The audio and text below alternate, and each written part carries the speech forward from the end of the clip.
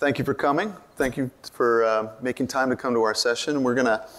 My name is Eric. I work for Esri in Redlands on the product management team. And with me is Harold, our distinguished guest of honor here to talk about how Esri and Qt work together, how we've collaborated over the last few years. And so we're glad you're here. Harold comes all the way from Oslo, Norway, and we're very happy to have him with us to talk to us about Qt. So here's the agenda for today. I'm going to start off talking about how Esri leverages the Qt platform, why it's important for Esri and our GIS users to leverage such great technology. And then Harold is going to take us through the how, why, what of the Qt platform, where it is today, and where it's going to be going in the future. So why Qt for GIS developers, right? There's a lot of synergy here because a lot of our GIS developers need what we would consider portable code. This is code that will allow them to be very productive very quickly. This is code that they write, declare once, and support on multiple different platforms. This is very important now with the mobile first initiatives, desktops, same application, same experience. Qt is very good in the space, and our GIS users benefit from that. It's approachable, so C++ developers find a very good abstract layer on top of the C++ libraries that give them great UI ability, development ability, and it abstracts away a lot of the complexity of C++, but yet gives them the power of that platform, and also provides a very nice, declarative, intuitive QML API. And also, the Qt platform, the Qt SDK, Qt technology is open source, right? And that is one of the things that really helps Esri bring our technology to the open source community going forward with the Qt company. So today, what does Esri do with Qt technology? How do we leverage that? Well, we have created the ArcGIS Runtime SDK for Qt product, and that completely extends the Qt SDK. It's built on top of that. So it provides C++ APIs for our ArcGIS development, as well as the equally powerful QML API to ArcGIS Runtime. It also has fantastic integration with Qt Creator, which is Qt's de facto IDE for building great Qt applications.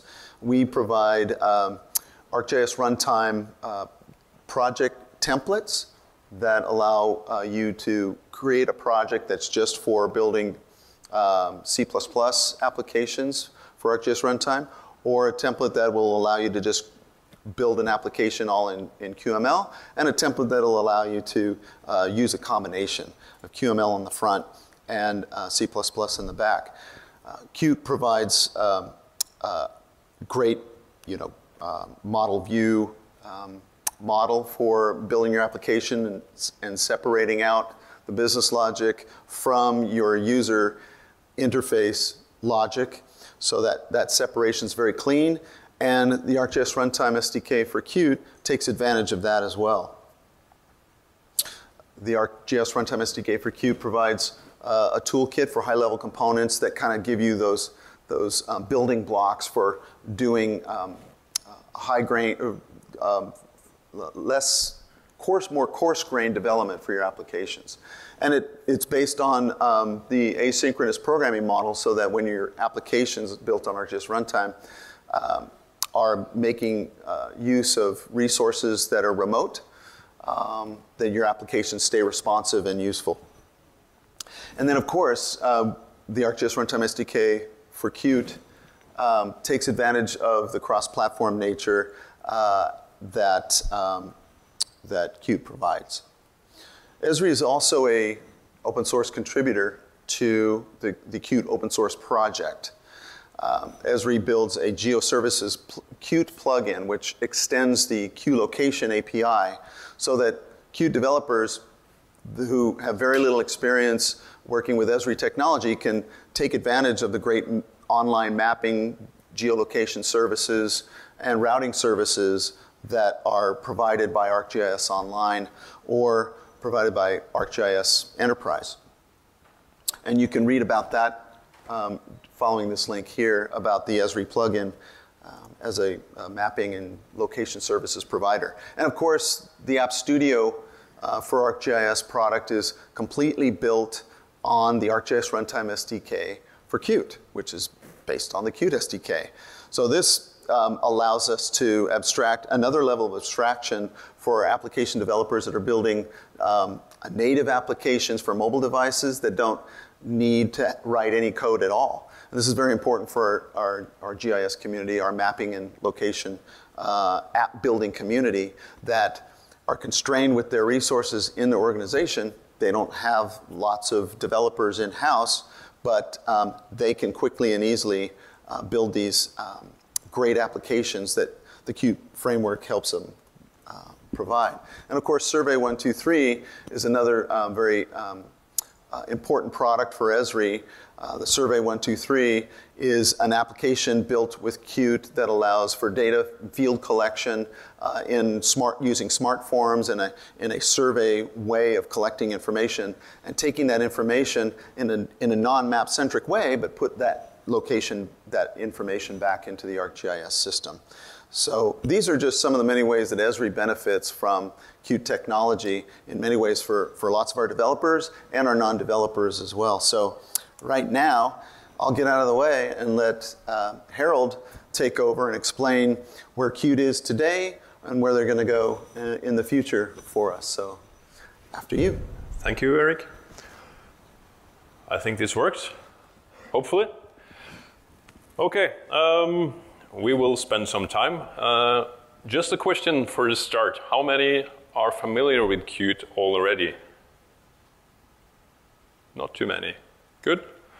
The question I asked is just to monitor. It may be some repetition if you know Qt already, but hey, it's always good to have some repetition as well. Okay. I will just briefly say something about the Qt company. I will not say too much about the numbers here, but I would say a little about the history. And the reason I would like to say that is because Qt is not a new technology. It's been around since 1995. So it's been around for years, and it's evolved over time, adding more functionality and adding more features along the years. So it started in Norway with a company called Trolltech, named after the huge monsters supposedly believed in the mountains in Norway. Why the guys called it Trolltech, I don't know. But then Nokia acquired Trolltech, and then Digi acquired that part of Nokia, and finally the Qt company was established. The last 2 or 3 years, I would say, the Qt company has invested a lot in the Qt framework. So last year, we employed over 70 new people. And this again proves that Qt is a technology for the future as well. We are planning to be around for quite a while. So let's take a look at what Qt really is. It's a framework for development. And we have one story that we are proud of. We say that you can build great applications using Qt. And it started out with the user interfaces, that you could use the same language to define user interfaces on your desktop, be that Microsoft, Windows, Mac OS, and then it was also added to mobile devices as Android and iOS. And we also actually put a lot of effort into making Qt available for embedded devices, for systems on chips and stuff like that. That will not be the main goal of the talk today, but Qt is also largely used in the embedded world. Yeah. So again, you can of course use the same code, exactly the same code, deploy it to all of these targets just by compiling to the new targets. that, of course, is a huge improvement of your productivity, because you can just do the coding, and then you can deploy to all those targets afterwards. You don't have to spend time porting your code to new platforms. It is the exact same code. The other advantage is, of course, that some of the APIs used on the different platforms changes. Apple changed their APIs, Windows changed their APIs, etc. And that is something Qt takes care of. So you have the same Qt API that you are using, and we take care of everything underneath that layer, which makes, hopefully, makes your hassle with maintaining the application lower. And of course, we add a lot of tools to our offering in the framework. There are tools that will make it easier to develop and dispatch your application. So this is a very complicated picture over what Qt is. I'm not sure if you can read all of this. It's very small caps. This is something you also can find online on Qt.io. But basically these are the major classes or the major modules that is in Qt. Take a picture. So we have divided them into what we call the essentials, and we have the add-ons. And in the essentials we have everything that is related to the basic graphics. So we have the Qt core, we have widgets, we have GUI, we have Qt Quick, Qt QML. These are words that have been used in this. Every time people talk about Qt, you hear the words QML, you can hear the words widgets, etc. We will come back to them later. There are also another set of different cross-platform modules that will take care of, for instance, Bluetooth. It will take care of touch handling, keyboard inputs, virtual keyboards, whatever. So it's no longer just the user interface as such, but it's also functionality in the different platforms that you would like to use. So I think Bluetooth is a very good example.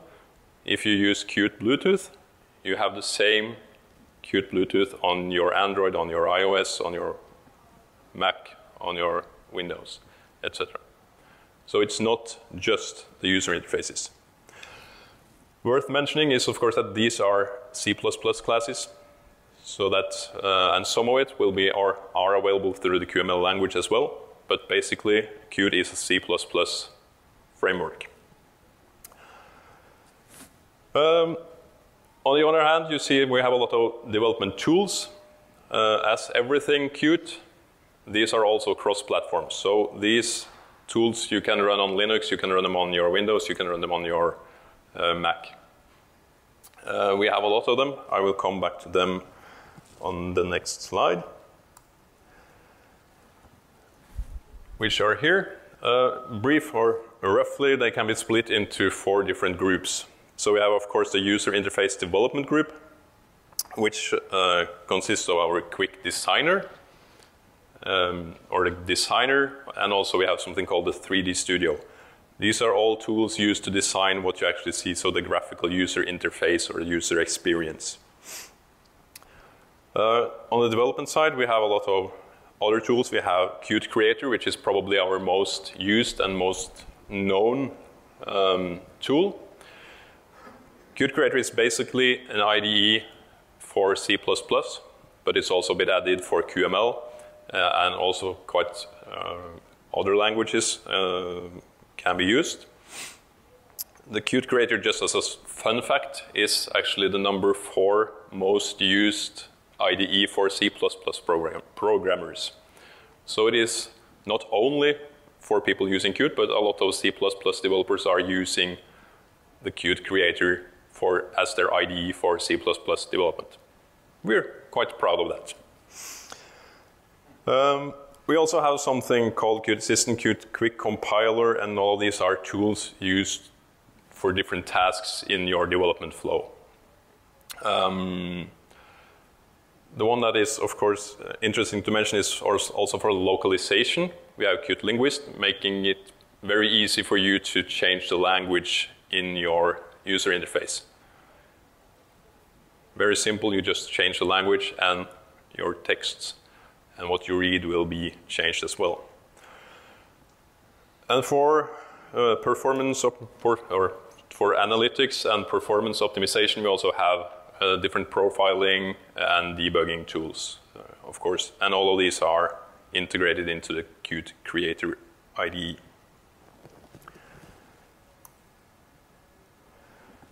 Okay, just to go back to the graphic and the use cases when you would like to have graphics in your application, which is very common these days. We have some different use cases on top. I will not spend too much time talking about the 3D, but of course Qt is also very much supporting 3D. We are doing a lot of work on that these days. But on the right hand, standing that way, we have 2D content creation. And I will just do like so. Of course, if you have desktop applications or you have mobile and embedded applications, you might want to use quite a different tool set from the Qt toolbox. You would like perhaps to use the Qt QML, you would like to use widgets, or predefined Qt components. And most of the time you can mix and match and use different if you'd like to do that as well. Okay. For the 3D part, of course, you would like to use different parts of the 3D offering that is in Qt. For what we call Qt 3D is a completely, what's the word, declarative way of doing 3D interfaces. So using the QML language, which we will come to later, and probably you have seen a bit of it before. But QML can be then used to define how the 3D graphic is represented in the user interface. And for more static and predefined 3D, we can use the Qt 3D Studio, where you can import different models from 3D design tools and embed them into your user interface, and then of course use some code to change the behavior of this model, add 2D components on top, etc.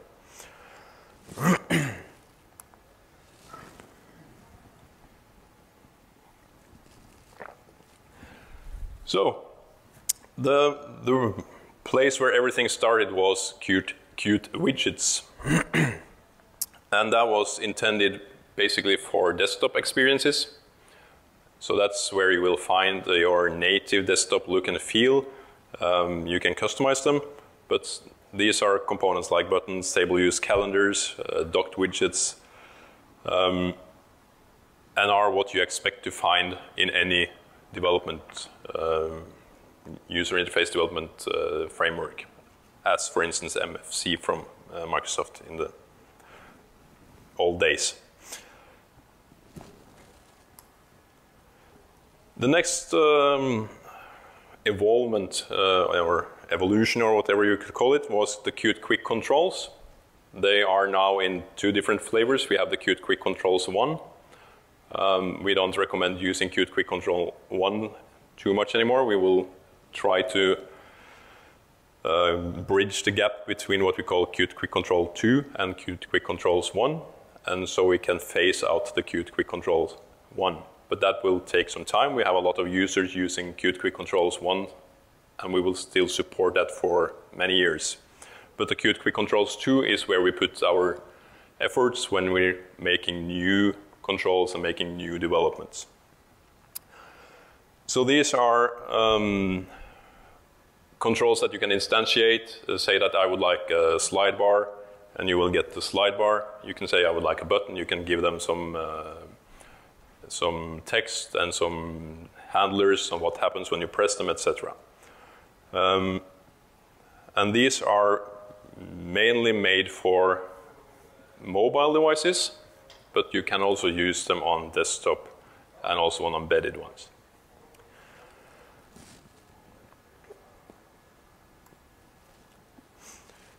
And then we have perhaps one of the most powerful features of Qt, which is the QML language. Have anyone heard about QML before? Yep. Good. So QML is basically something that looks like JSON, where you write your code. You say, I would like a window, I would like a box, I would like a map. Thanks to Esri, we can do that. We can say that we would like a map, and it's very easy. It's basically map. You use the component type map, and you get a map. The first time I saw that, I was really amazed how easy it is to get a map in there. Yes, so this is a language where you write how your user interface should look like, and you can make very simple things as very basic items as a box. A rectangle, you say I would like a rectangle, and you can create your own customized button out from that by adjusting the different attributes to that rectangle.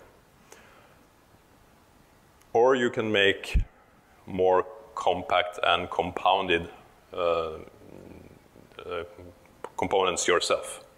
So you can actually start from really basic and build blocks in QML code to make your customized components.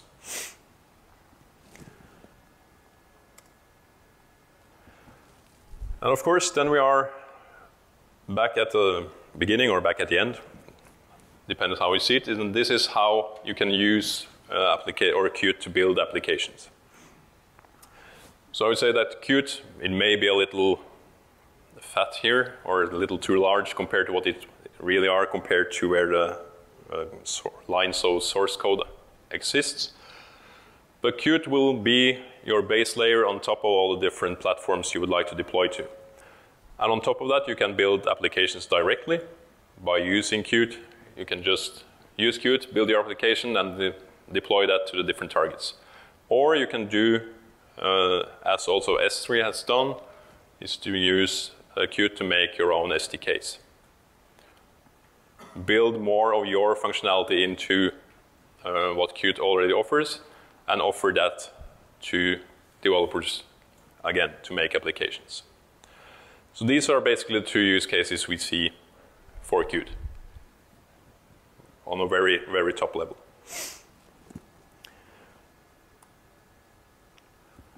Okay, and as I mentioned in the beginning, Qt has been evolving for more than 20 years. It started with the simple widgets, it added with some controls and more like Bluetooth, serial ports, HTTP, etc. And we continue to do that. And how we do that could be interesting to take a look at. So we are very much alive. We are doing this almost, not every day, but almost monthly. There's some sort of release, either on the Qt, not on the Qt framework, but from something connected to Qt. So the Qt framework we release more or less 2 times a year. It's no rule saying that we should do that, but that's how it is. We try to put it out to 2 releases every year, and then we have small minor releases on these as well. In these releases we have, of course, functionality that is substantial. So it's not a bug fix, then it's a minor release. We also have something we call them long time support releases.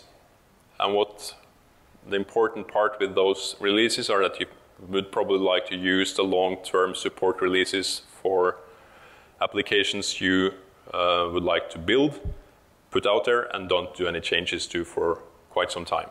Because we guarantee 3 years of support, so that module will be as it is 3 years in time. We will maybe do some releases to fix bugs, for sure, but it will basically be there and it will be available for 3 years.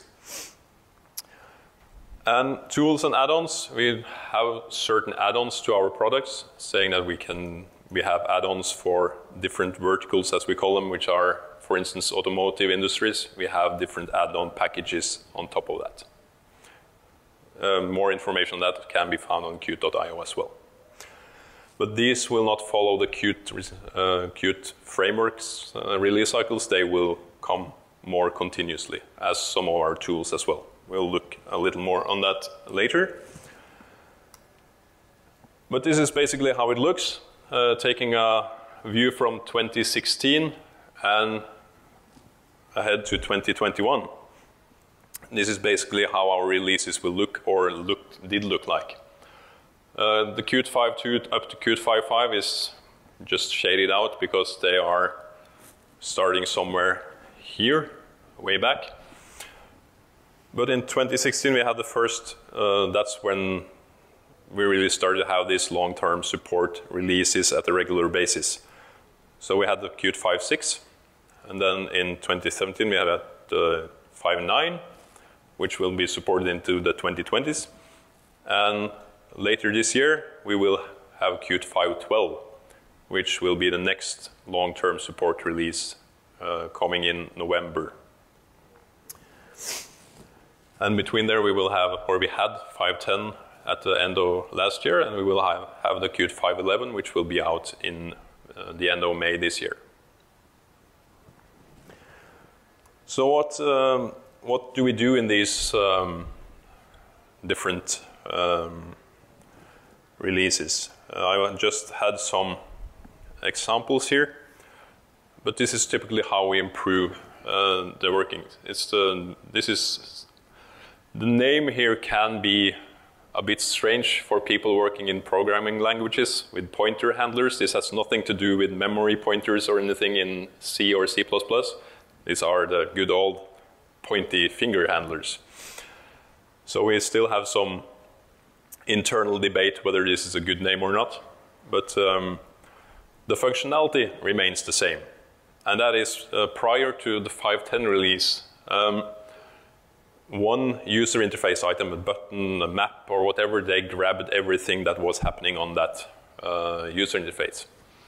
So it made it hard to actually use more than one point and allow other components as well, or user interface components, to use the same touch events or drag events or whatever. And also from multiple screens. We have a lot of use cases where actually things are happening on different screens, and we need to handle that as well. So what this ended up with was a more or less complete new way of handling touch or input from touch-sensitive devices. And this makes it quite easy to use the same functionality for your touch screen on your Android phone, or whether it should be the touchpad on your computer or not, whatever. Everything that is touch is routed through the same events, and it's taken care of by Qt. So I will, I'm not a big master of QML coding, but I will try just to show some simple examples. So I have made this very simple QML code, which is here. Basically what we will see is a map. That's, of course, some of the parts here, so I'll just start a map as the beginning. And we have a map looking like this.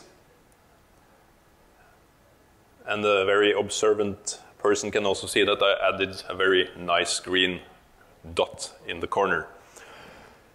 At the moment, if I try to pinch, for instance, my map here, shouldn't be happening too much, hopefully. What happened here now? I'm not sure. I dried it. So it shouldn't happen. When I'm trying to pinch it, nothing happens. I would like to zoom, which is very common. So what I do inside my map here then, sorry, is that I just do this. I uncomment my pinch handler.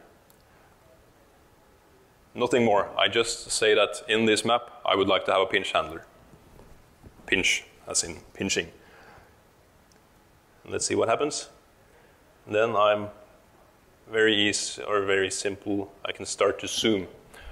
And this is because the pinch handler understands that this is a map, and it tries to route the pinching, and then it is zooming, which is the case. And if I do the same for my yellow or small green thingy, I will add the pinch handler there as well. And if I locate my pointer there and start to, it should, I will just make it a bit easier for myself. I will also add the drag handler as well. Where is my pointer? There it is.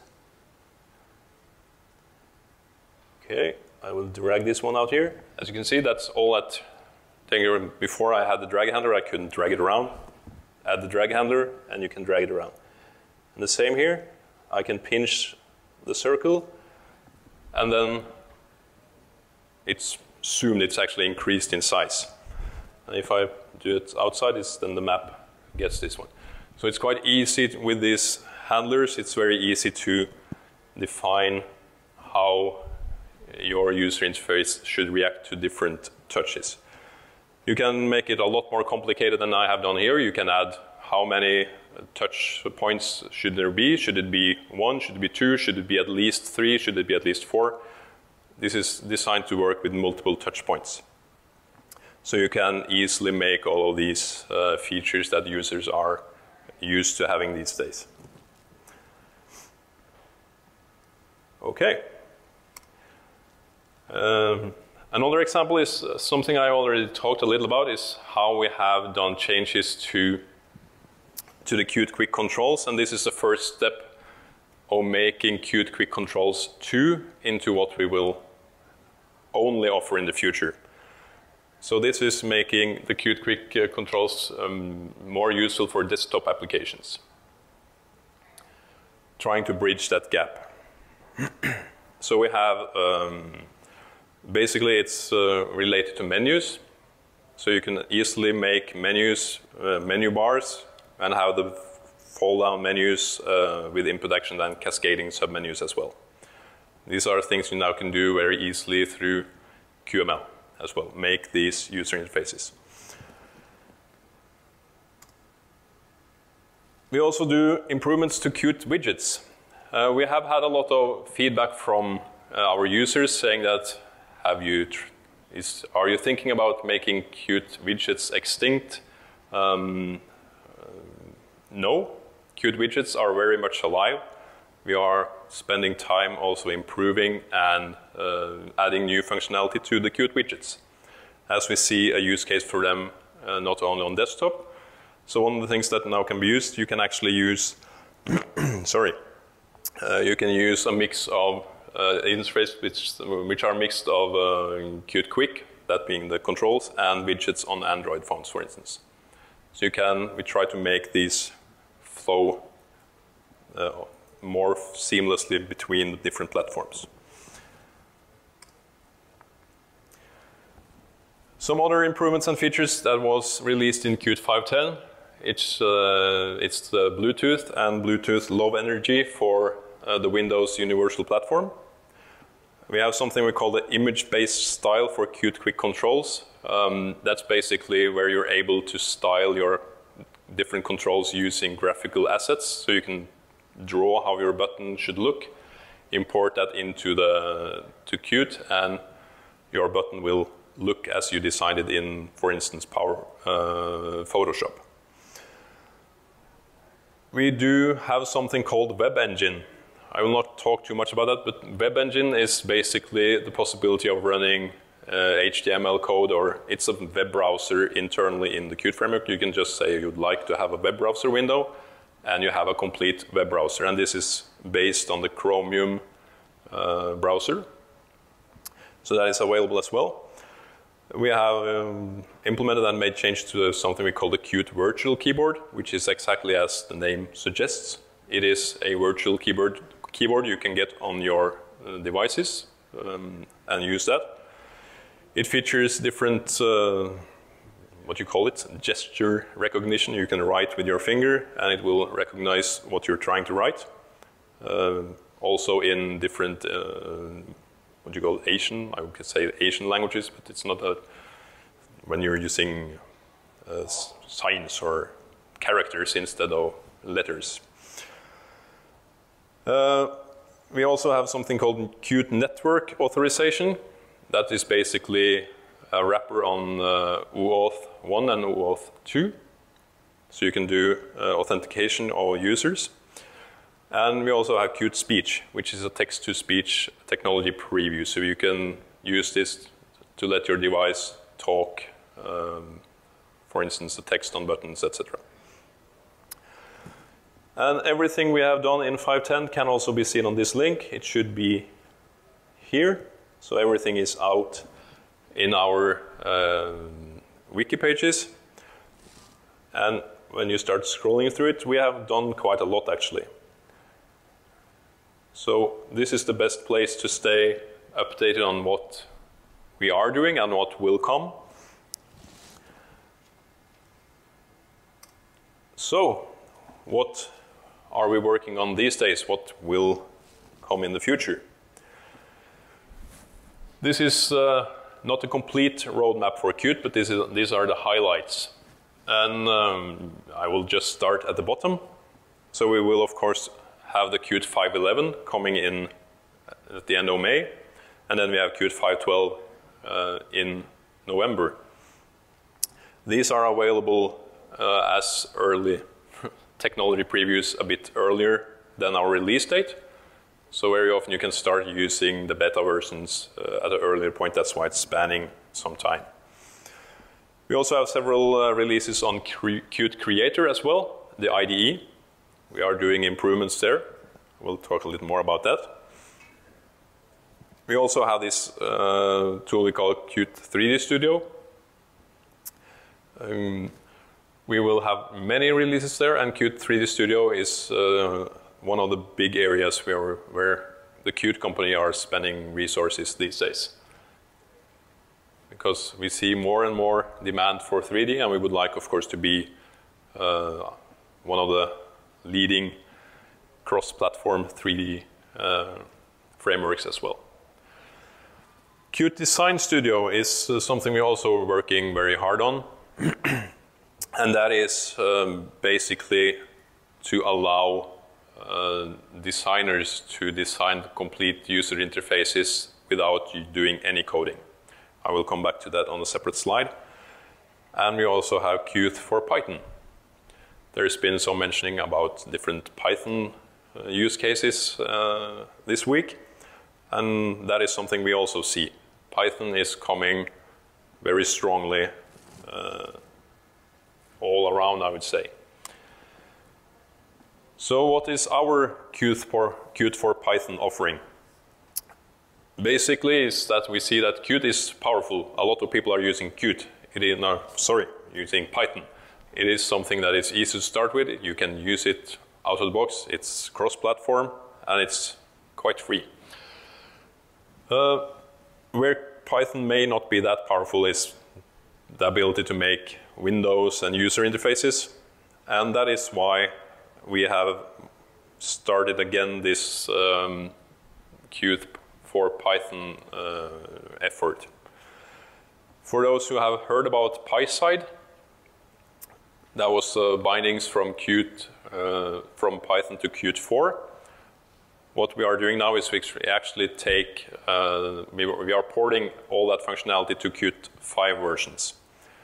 And we try to make it alive again, call it Qt for Python, and actually start developing it on the same bindings again, making them more complete. There are other options for using Qt from Python in the market. PyQt is one of them. That is not something we in the Qt company are delivering, but it's the same type of bindings. This basically allows you to use the Qt framework directly from Python to make different windows, to make widgets, to make text boxes, whatever you'd like to do in a user interface. You can even just kick off a QML window and write the rest of your user interface in QML. So for those who are interested in this, I would definitely follow on the link here, pyside.org. It will redirect you to the Qt company's PySide wiki, where you can read about functionality, etc. This is something we also will cater to the Python developers. So when this is released, the final release of Qt for Python will come at the end of this year, when we come to autumn, probably August or September. Then it will be available on PyPy via pip. So you do the pip install, and then you will have this all the modules in Python. And of course, you also need to have Qt installed as well.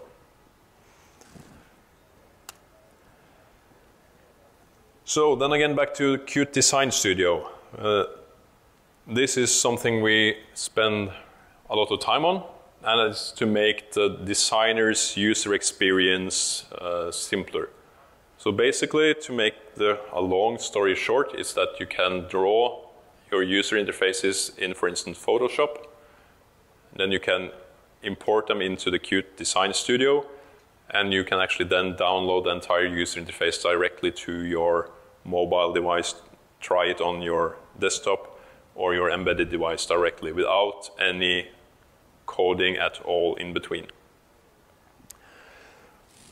So that is also why we see that our target group is UI developers and UX designers.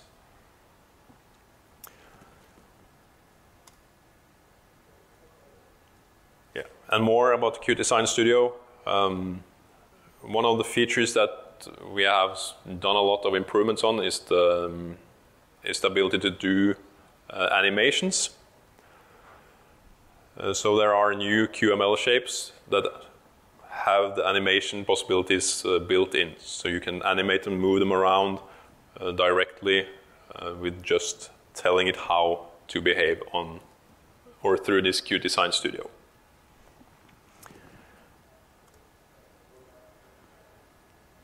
Okay, so for Qt 5.11, we have a lot of different changes. So I will just mention a few of them, but we will optimize. We are doing or just finishing off Qt 5.11 these days. Ready for, it's not that long till it's actually going to be released. Beta versions are already available, but we are doing a lot of optimizations for the QML engine and the QML compiler, making the performance even faster. QML is fast today, but especially when you are using a lot of JavaScript code together with the QML, you can have reduced performance. But we have now done a lot of improvements to that engine. Qt Quick Controls will be continuously improved as well. One of the most important, or it will only be a technology preview in 5.11, but we are coming with a new table view control for Qt Quick Controls 2, which are highly performant, allowing you to have a lot of data in your table view, and you can scroll it around. And that is one of the controls that have been a bit troublesome when you have huge or millions of cells today. And of course, all of our 5.10 technology previews will be put into regular support. They are commonly available. So the technology previews from 5.10 will be normal functions in 5.11. And again, we have a list on our wiki displaying the rest of our different efforts for this release.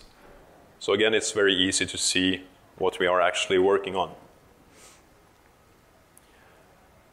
And for Qt 5.12, our main efforts will be stability, bug fixing, and performance. As this is a long-term support release, we will try to make that as good as possible.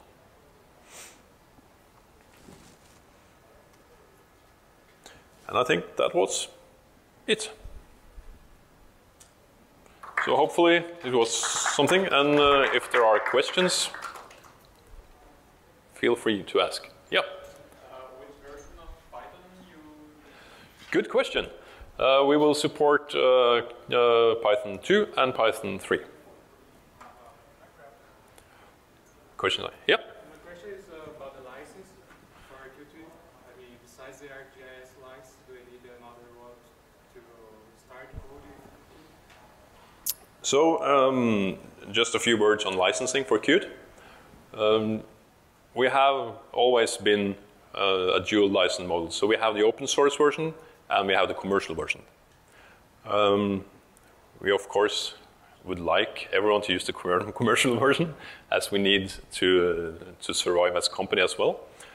But for the commercial licensing, we have different options. So it's fairly simple for you to just start with a trial license for Qt. You can easily download it and try it out. We also have startup licenses. So if you're a startup with not that much revenue, you can also have Qt commercial licenses for free for a period of time. And then of course we have the paid developer licenses seats as well. So that's basically our options. Sorry to interrupt you. Just to add to that. I think I'm still on.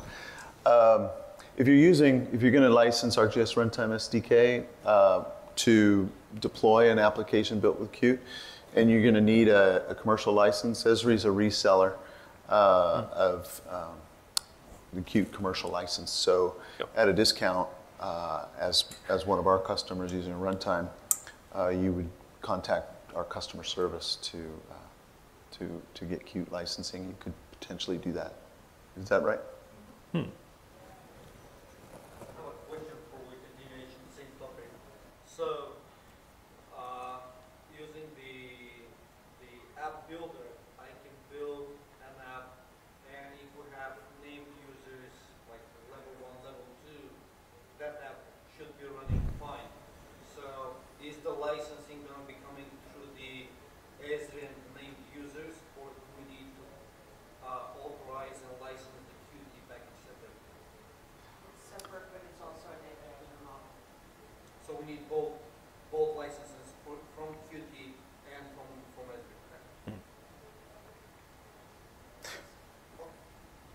But you can buy both from Esri.